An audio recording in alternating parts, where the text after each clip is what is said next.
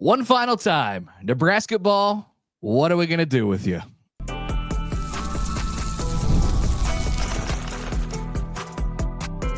You are Locked On Nebraska, your daily Nebraska Cornhuskers podcast, part of the Locked On Podcast Network, your team every day. Good morning, and thank you for making Locked On Nebraska your first listen every day. We are free and available wherever you get your podcasts and on YouTube, part of the Locked On Podcast Network, your team every day. And today's episode is brought to you by FanDuel, where right now new FanDuel customers can earn $150 in bonus bets if your first $5 bet wins. That's FanDuel. All right, welcome in. Happy Monday morning. It's March 10th. I'm Mitch Sherman of The Athletic. Connor Happer of 1620 The Zone is with me. You have found the Locked On Nebraska podcast. We just keep getting sucked back in to talk about basketball. We don't want to talk about basketball, but we're going to talk about basketball for a bit of this show. First, congrats to our Omaha Mavericks, who are headed to the NCAA tournament. As a 15 or 16 seed, they will face someone along the lines of Houston or Duke, or hopefully for us in our following of the Mavs, it's a 2 seed that gives Omaha a shot. But what a weekend in Sioux Falls. They didn't have to get in on the quirkiness of losing against a conference opponent in St. Thomas that was ineligible for the tournament. Nope. UNO just went ahead and secured its bid on Saturday and then won the tournament outright. So much happier days up at Baxter Arena and around the Omaha program than exist in Lincoln for Fred Hoiberg and his team. Hey, I gotta just put a pin on this one. Potential matchup for our Mavs. If they're a 15, Michigan State could be on the 2 line. There's a player by the name of Frankie Fiddler who played at Omaha last year, and he is now a player for the Michigan State Spartans. We love to do the drama matchups in the NCAA tournament. There's your one with Omaha. Is Frankie Fiddler high enough on the radar of the NCAA tournament selection committee that it could create a matchup? Did they dig down that deep to see that he played for Omaha and is from the Omaha area in creating Probably not. It could. It always seems to work out where there's something, between the two teams. So I don't know. We'll see. I'm just happy the Mavs are there. It's fantastic for Coach Crutchfield and for the state. It can kind of rally around it. Obviously, there's going to be maybe some hesitancy to drag yourself back into basketball. If you're a Nebraska basketball fan, it's like, okay, I guess hey, your team's not there. Yeah. They, in fact, missed the Big Ten tournament, Mitch, because they lost their final 5 games of the regular season. So that's what we're talking about today. Yes, 83-68 on Sunday, senior day at home against Iowa. So that's it. Nebraska will not play this week in the Big Ten tournament. First time at home for the conference tournament since 1976. I don't know what was going on in 1976 with the Big 8 tournament and why everyone was not invited, what the situation was, but Nebraska did not go to the conference tournament that year. In fact, Nebraska probably didn't play in the conference tournament in 2020. There was no conference tournament that year. Well, but 1976, I should say 1977 was the first year of the Big 8 basketball tournament. So this is the first time ever Nebraska has missed a conference tournament. All right. That was a deceptive statistic because it was impossible for Nebraska to qualify for the Big 8 tournament in 1976. So it's never happened. This is a first. Congratulations on doing something that no Nebraska basketball team has ever done. This is not what I thought would be the thing that Nebraska basketball had done for the first time in the month of March 2025. No. We had a prediction show famously where we both keep in mind it was right around the new year. Nebraska was like 12-2 or something like that. And I'll own it. We got to own it. I'm not going to make excuses. Like I wouldn't have said it in November, but I did say it in December, and I think I said it again in January and maybe at some point in February that this Nebraska basketball team was going to win a game in the NCAA tournament, and now it's not even playing a game in the Big Ten tournament. Like they went 12. They were 12-2 after they beat UCLA. They were 2-1 in the league. They finished 17-14. I mean, that's, and they had a 4-game winning streak in there as well. I mean, outside of those 2 weeks to start February and to finish off January, they lost basically every game for the rest of the season after the new year. They'll always have the Diamond Head Classic, Connor. Beating Creighton. Yeah, and they did beat Creighton. I mean, and the UCLA win was nice, and there were a couple other moments. It's just such a strange season. Nebraska, like in the when the computer spits things out. I heard this morning on the drive to school drop off, that there's still like a 13% chance, according to some computer, that Nebraska is going to be the name is going to come out on Selection Sunday. I think we can put the human element into that equation, and 13% becomes 0%. You don't make March Madness when you missed out on your own 15-team conference tournament. So the question that we have to get to here, and we're 6 minutes in, we should have hit this 30 seconds in, but thank you for staying with us. And I don't necessarily feel the need to devote a lot of time to this, but it is the low-hanging fruit. It is the denominator, the lowest common denominator of talking points that people want to ask. And you hear about it from fans. Is Fred Hoiberg in trouble? So he's 80-107 at Nebraska in 6 seasons, 17-14 this year. That makes him 56-40 over the past 3 years. And I think some will argue with me that you have to take really just the past 3 years into account. With Fred Hoiberg, the reprieve that he got from Trev Alberts after his first 3 seasons, when they said, no, we're not going to fire you, we're going to bring you back. That to me, and that was a clean break because it was coming right out of COVID. That to me wiped the slate clean.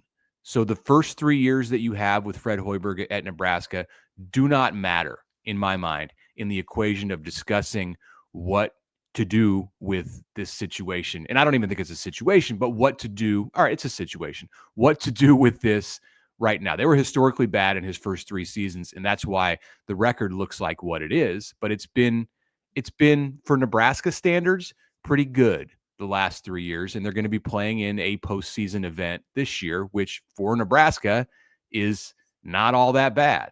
So for me, I will definitively say he is not on the hot seat. What say you?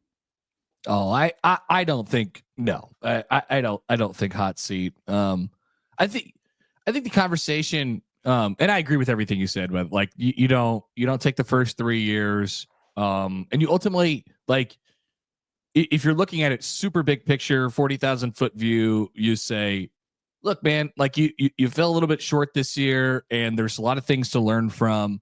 You gotta double and triple down, I think, on the chemistry piece, on the grittiness, and figure out, what you're going to be depending on what your personnel says you should be, right? Like, I think that's what you do. So no, he's not on the hot seat. Maybe the question that I've seen going around is talking about, like, not necessarily Fred Hoiberg and him in the program, but like more of Troy Dannon and what do you put into it and stuff like that. And honestly, I like Nebraska is a place where obviously they need a whole bunch of support and stuff like that, but you gotta show something. You can win games with what you have. It's not like Nebraska's poor. They're not, not even in basketball with the money that they put into it. They could be getting more out of what they put into it. And that's okay. Like, that's not an automatic fireable offense. It's 1 year where this happened. It's been pretty good for the last 3. So I just, making any crazy rushes to judgment right now, I think is an overreaction. I think there's a tendency among some fans to think, if you're going to make this comment, if you're going to take the approach that absolutely not, he's totally safe, that you are then saying everything's fine. And that's not the case. Like, no. Everything is not fine. And you hit it with Dannon, and what does Dannon need to do? And a lot of this is in the court now of the athletic director. For the first time, the athletic director coming into the 2025-26 season holds the purse strings on what is devoted to Nebraska basketball in terms of its salary cap. Like, that's what we're talking about with revenue sharing. What is Nebraska athletics going to give Nebraska men's basketball in revenue sharing, and how is that going to compare with the teams in the Big Ten and nationally that Nebraska wants to compete with? I think it's going to be somewhat on par, but you have some considerations at Nebraska that don't exist everywhere else. One, and this does exist at most places, certainly in the Big Ten, football is king. But then two, around the athletic department, Nebraska cares more about women's volleyball than anywhere else in the league. Arguably just a notch above Wisconsin. So how does if you take from one, if you give to one, you take from the other. So that's a question for Dannon. That's a question that's something that the athletic director and the basketball coach need to sit down and discuss. And you have to have NIL dollars too when the rev share isn't there. That's how Nebraska will build its roster in the offseason. I think there were deficiencies and missteps that happened when Nebraska went to do this the last time without rev share dollars a year ago at this time, or 11 months ago at this time, 10, 11 months ago. And they've got to do better coming into next season to put a roster together that can withstand the Big Ten in a way that this team did not. Yeah, and I think Fred has the responsibility to go back and look at sort of how it went off the rails, evaluate that piece of it, and with the NIL dollars that you do have, with the money that you do have, with the resources that you do have at your fingertips, which once again I'd like to repeat is not nothing at Nebraska. You have to use them wisely, and you have to be efficient with all that stuff. So put the right people in charge, get the right people in your program. You're gonna be okay. And then that's when you could really start saying, hey, all right, where's the investment? What are we going to be going forward? But I do think Nebraska's got to be a program that kind of shows a little bit of that first before we go to the next step. Yeah. All right, let's come back quickly and continue this discussion. We'll get to some football and some other stuff that's going on around Nebraska sports this week. But one thing I want to bring up is that there are competing narratives nationally and locally that impact the conversation around Nebraska basketball. And I want to ask which one of these is more accurate. That's coming up after this.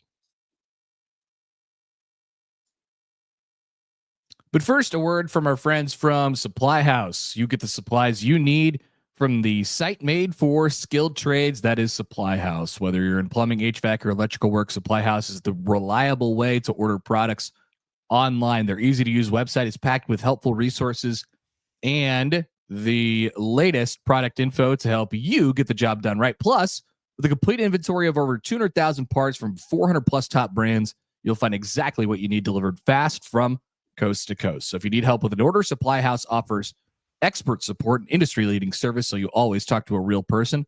And for trade pros looking for an extra edge, their free TradeMaster program offers exclusive perks like a dedicated phone line, free shipping, and discounts on every order. Thousands of skilled professionals are already taking advantage of this, and now it is your turn. Join the TradeMaster program today at supplyhouse.com/TM and start ordering plumbing, HVAC, and electrical supplies with just a few clicks. Plus, use the promo code SH5 for 5% off of your first order. That is supplyhouse.com. And while we're talking, I got something to tell you about Wayfair. Your home should reflect your style. And with Wayfair, it's easier than ever to make that happen. Whether you're looking for a simple refresh or tackling a big home project, Wayfair has everything you need in one place. Wayfair's huge selection makes it easy to find the perfect piece no matter your space or budget. From cozy furniture, stylish decor, kitchen essentials, outdoor must-haves, Wayfair has it all at prices that fit your budget. Personally, I have looked on Wayfair and found bar stools. I have looked on Wayfair and found patio furniture. The site makes it simple to compare styles. My orders have arrived fast. You get free delivery. So head over to wayfair.com and find something that's just your style today. That's WAYFAIR.com. Wayfair, every style, every home.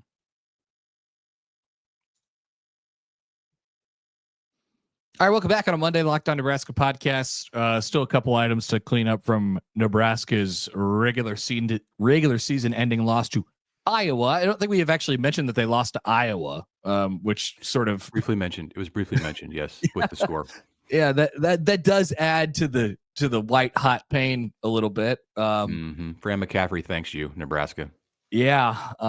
So that's a tough way to go out, no doubt about it. A couple things. First, I believe Juwan Gary got a shout out from Scott Van Pelt last night on his show. I saw. I'm not seeing the moment, but I saw a tease of that on social media. Nice. Okay. Excellent. And obviously, he got a huge hand when he came off the court yesterday. It's subbed out for the final time at PBA.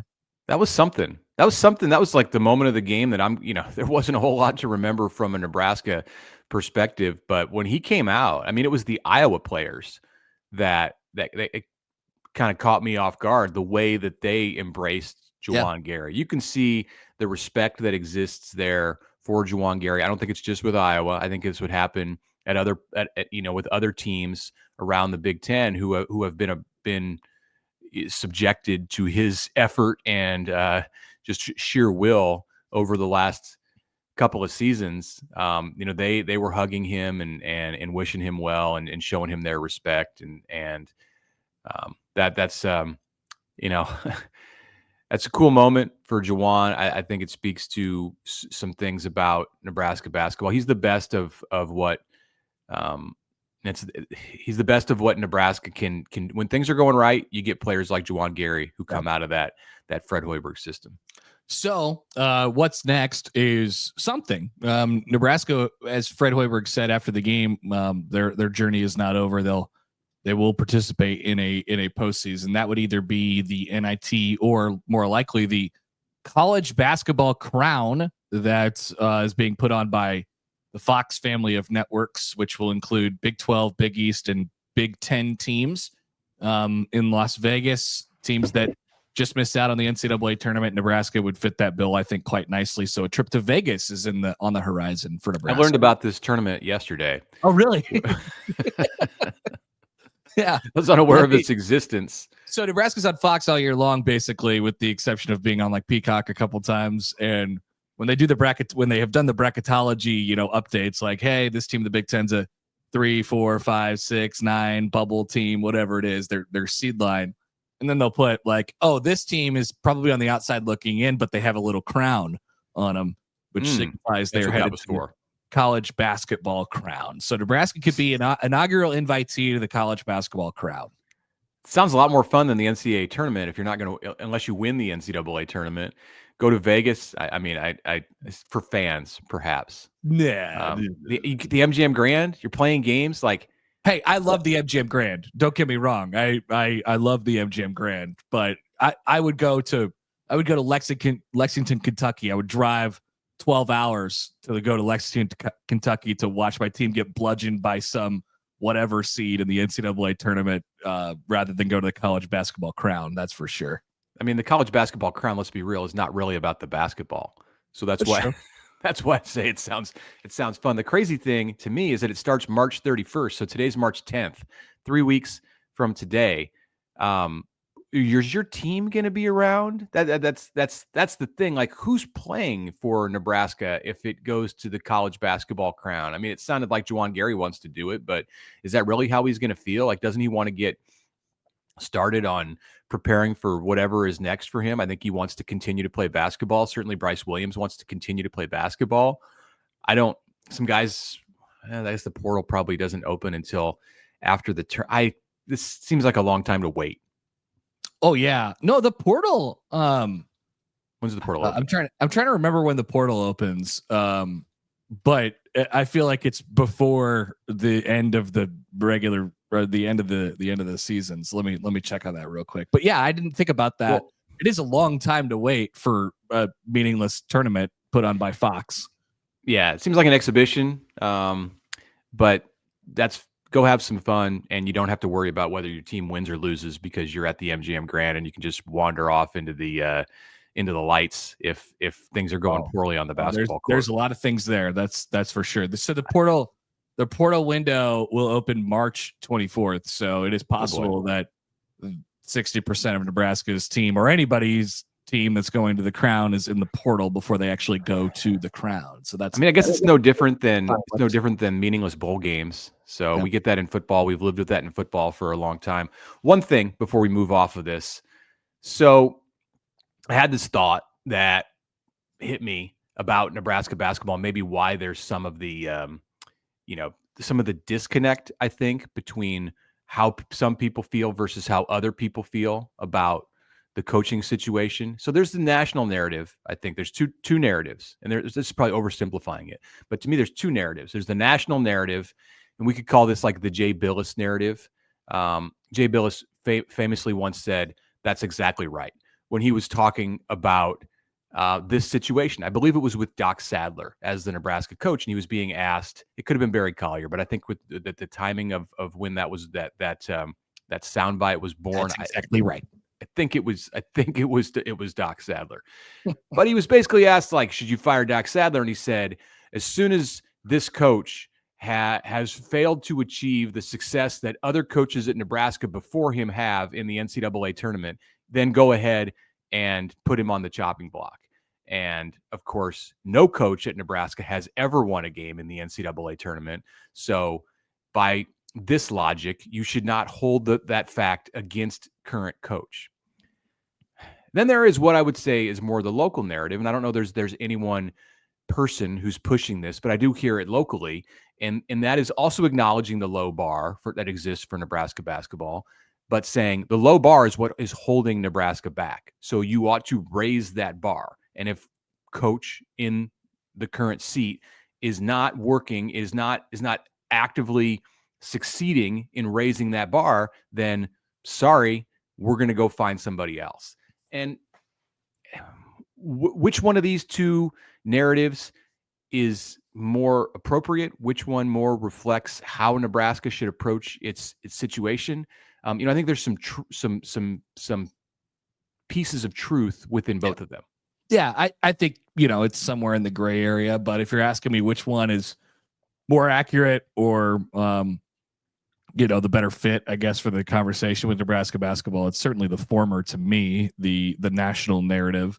But like Nebraska basketball has I think on local narratives, we've been around, a lot of the media has been around for a long time. And I think that we've seen a lot of people get fired. And I think that we've seen a lot of people, leave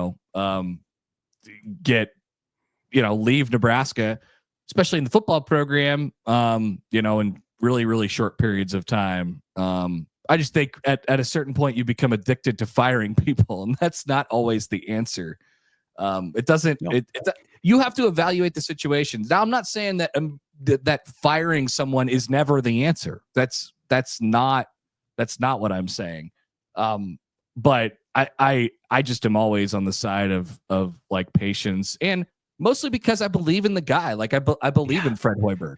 Like I think that's what you have to ultimately ask yourself at the end of this deal. Like, do you trust this guy to give it another run or to give it whatever shape the program might be in? And I do. I trust Fred Hoiberg. You can look at him, and I think you can tell. Sometimes with coaches, it looks like they're drowning, and it looks like there's just no hope. And maybe it's after a season like this, after a collapse like this. That's not the vibe I get from Fred. I have confidence that he is going to be able to figure this out and have brighter days ahead at Nebraska. I don't think there is someone out there waiting in the wings who's a better leader for Nebraska basketball than what it has right now. So the last thing you want to do is put yourself in a position to go pay out millions of dollars to get rid of him and, take that away from your bottom line, not be able to do other things that can help the program or help the athletic department. So to me, it's a dead issue. It's over. Fred's coming back. Nebraska should get behind him and support him. And it's hope for better days. Yep, no doubt about it. You go from there. All right, we'll be back. Let's review on the other side the Nebraska baseball weekend, which was also not so good. We're back after this.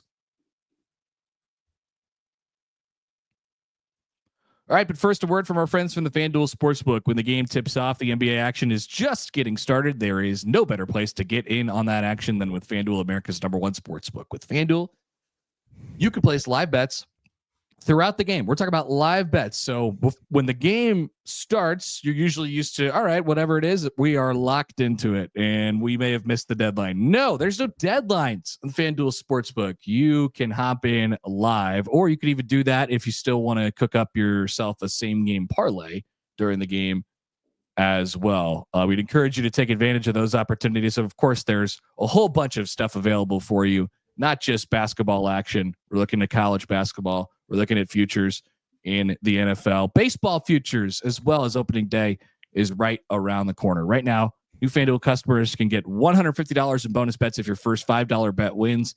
Just head to FanDuel.com and join today. FanDuel.com for your shot at $150 in bonus bets. Make every moment more with FanDuel, the official sports betting partner of the NBA.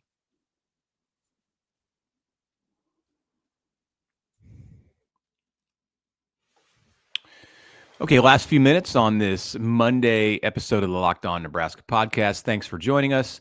Mitch Sherman, Connor Happer with you.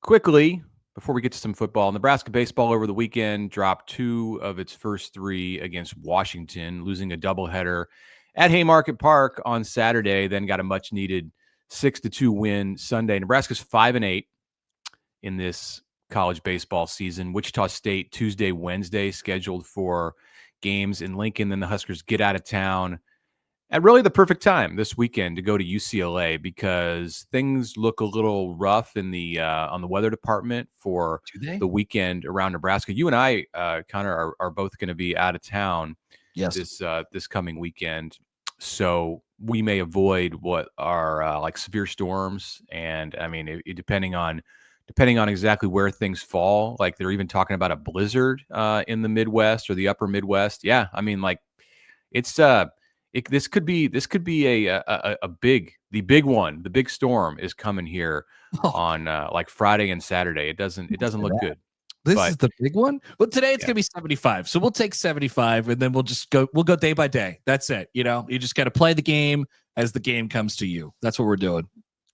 Will Bolt's team is struggling, and I think it looked to me that in checking out a few innings of Saturday's doubleheader, that this was a team that was feeling a little bit sorry for itself after it lost ace pitcher Mason McConaughey last week. So they got to turn things around. Like, this has not been an ideal 13 game start to the season, and you get to 13 games, and that's not an insignificant portion of what your baseball season is. You're basically getting up around that 25% of the season range. Obviously, they've played just 3 games in the Big Ten, but Nebraska is cruising toward being back in a position where it's like all eggs are in the basket of the Big Ten, and that's never a great thing in your. They gotta find a way to be the best version of themselves all the time, or at least most of the time. I mean, we've seen it in their big games this year against Vanderbilt and LSU. They've been pretty dang good.